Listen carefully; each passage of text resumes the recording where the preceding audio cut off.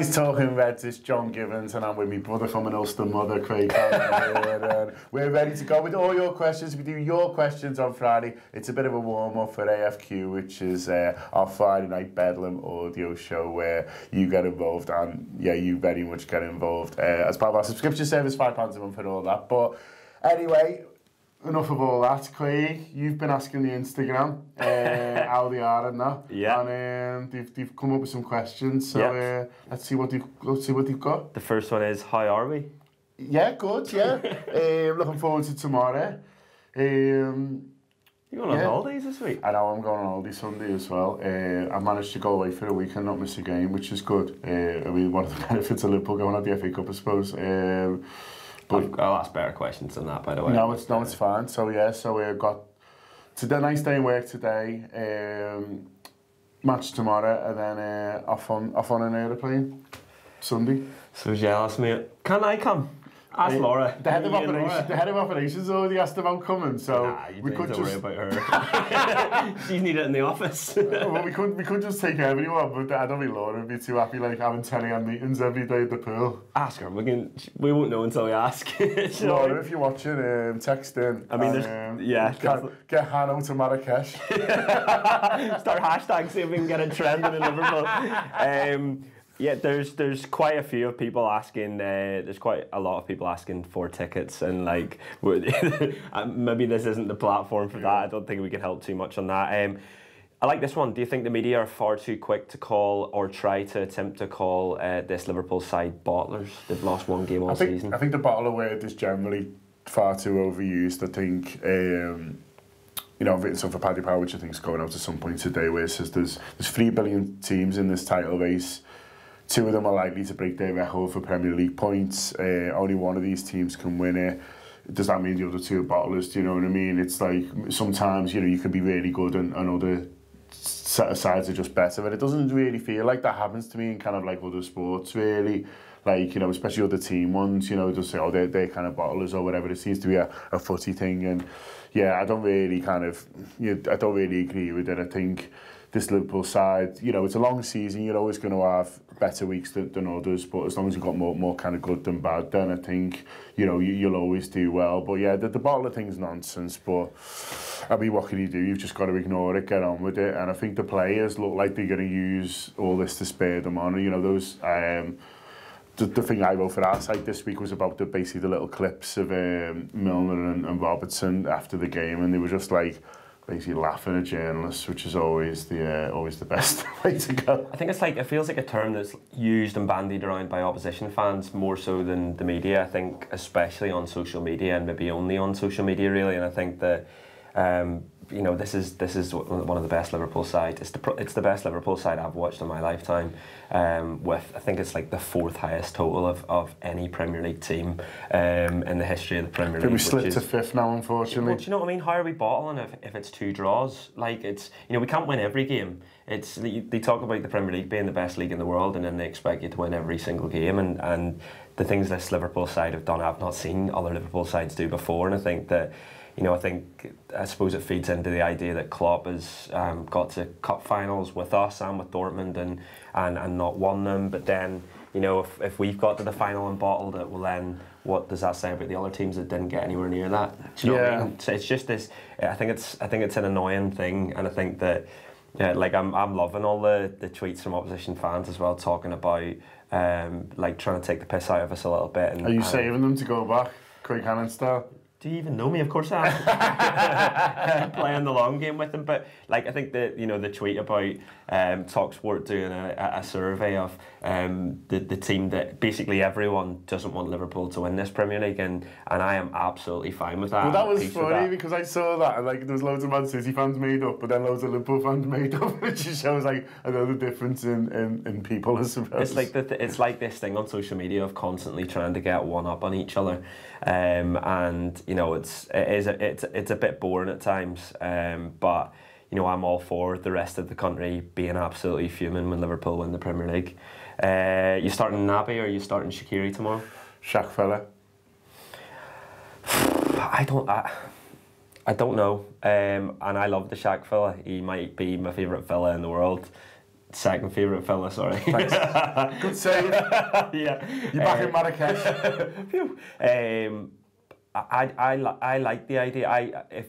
And I don't see this happening. I think Liverpool score early tomorrow. I think it'll all be fine. I think, you know, we shouldn't be too nervous and everything throughout the game, hopefully.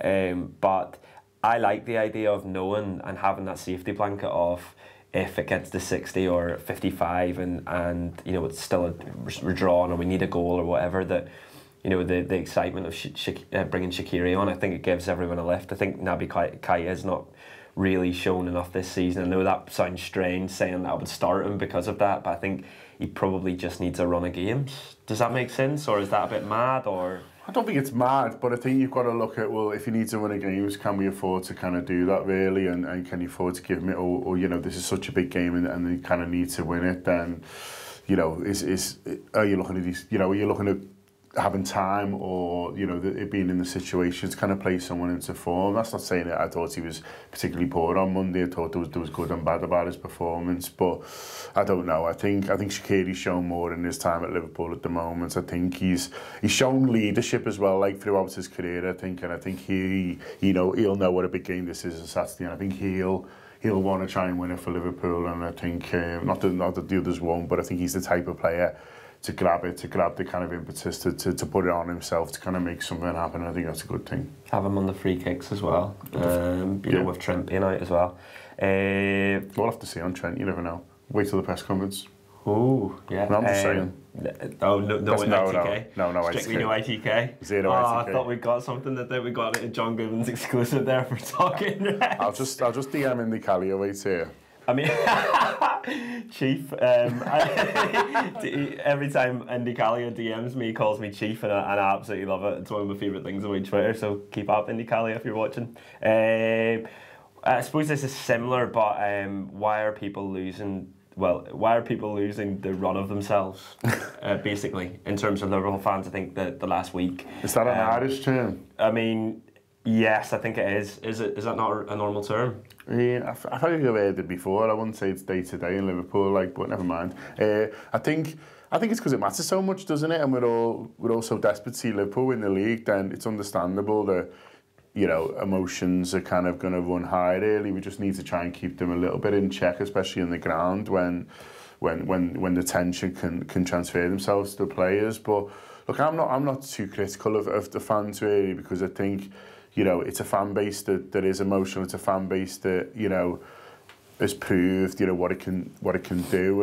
and you can't just turn that off really. So it can't just be like, oh, when things are going well, you want it to be loud, but when, you know, we're struggling a bit, you know, you want it to kind of stay the same really. It's not, you know, we are humans, we are football fans, and we are people who love this team. And so, although it will be much better, obviously, if it's a really positive atmosphere on Saturday, if it's really, you know, if we're all thinking about what's best for the team, you know, that's what we should be doing. But every now and again, you know, frustrations are going to kind of slip over because, you know, we all want it so much.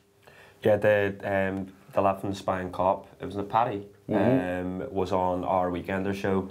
Spine Cop have done quite a bit on social media this week around, you know, getting behind the team and ensuring that, you know, what was happening in the stands at Leicester, the nervousness and all of that really doesn't happen again. And it's definitely worth getting onto. So that's a free podcast, and it was out this morning. It's called The Weekend. Yeah, it's about going in with the right attitude, you know what I mean? Every now and again you're going to groan when a pass goes wrong and stuff, but it's going in thinking I'm turning up to take positive, thinking we're going to win, and determined to support my team. And I think everyone goes in with that attitude, and I don't think we can go far wrong. I like Ben Johnson's when he was talking to his son about, like, right, this is what you do when you're in the ground, and basically it was you shout at the ref and you shout at the opposition players, but you never shout at your own lads.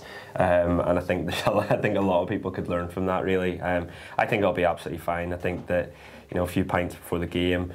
We should. Do you think we should be starting this as Mike Nevin does the 4 pint minimum? I think we should maybe start. We should start this now as a thing. 4 pint minimum before every game, every league game at Anfield now. Really takes the edge off. Yeah, it also means you probably stay out later afterwards, which may get you into trouble. So weigh up these different things. Best restaurants in Liverpool. We're contractually obliged to say Defro Diner, I think. Do you know what I was going to say? Don't mention it. Just... but aside from that, I love Mowgli, which is like Indian street food. I think it's absolutely great. You've been for a little steak fella recently that you enjoyed. Unbelievable. Bold Street is where.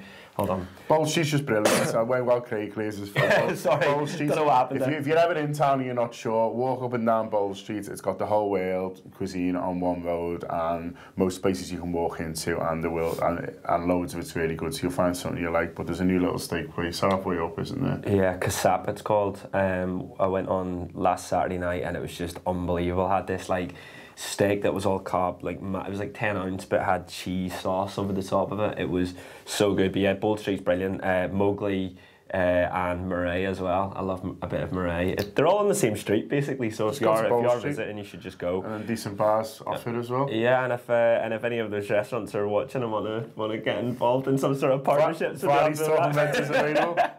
yeah, that's basically all of the decent questions. I will leave it. Yeah, we've got stuff to do, haven't we? Yeah, happy days. Up the Reds. Up the Reds. These players have done a lot for us this season. So if you can't notice that some of them are leggy and need a lift, you really need, I think you need to have a word at yourself, because think what they've done for us this season. They're on a course with 100 points. And the whole way through, the whole of 2018, all the way through 2018, they got us to Kiev. The home form's been ridiculous, got all the way to Kiev as well. And one thing I think always need to mention is the same players that we were bouncing out of the Everton game, loving Man United at home, these are players haven't changed overnight. They've dropped 4 points in 2 games in a season where they've dropped 11. It's mad, isn't it? Yeah, they need us now more than ever, and if you can't go to the game and enjoy it, you might never see a side as good as this, because we need to realise the position we are in. We've never been in a position this far into the season at this rate any other season, so why wouldn't you enjoy them, watch them, support them as much as you possibly can? But as well, just, it's not the biggest thing in the world. If we drop points at Bournemouth, yeah, it would feel like the end of the world, but really, it wouldn't be. Just enjoy them and how good they are. And let's be honest, we'll win at the weekend.